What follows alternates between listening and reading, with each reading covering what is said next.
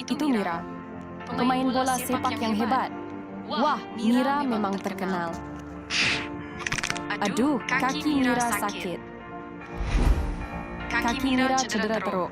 Nampaknya Mira dah tak boleh main bola lagi.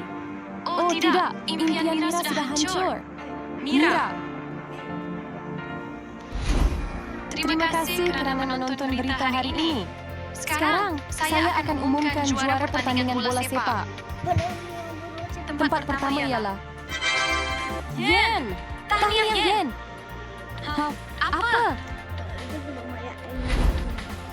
Mira, tengok ni. Yen menang pertandingan bola sepak. Kenapa Yen buat macam ni? Tak nak. Yen tahu Mira dah tak boleh main bola. Aiman fikir Yen sengaja nak tunjuk dekat Mira ke? Mira, bukan macam tu.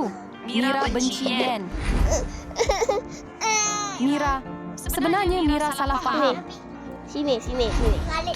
Sejak kemalangan hari itu, setiap hari Yen berlatih main bola sepak. Walaupun penat, Yen tetap berlatih.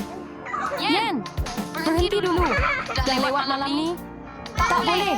Yen kena berusaha lagi. Tapi kenapa?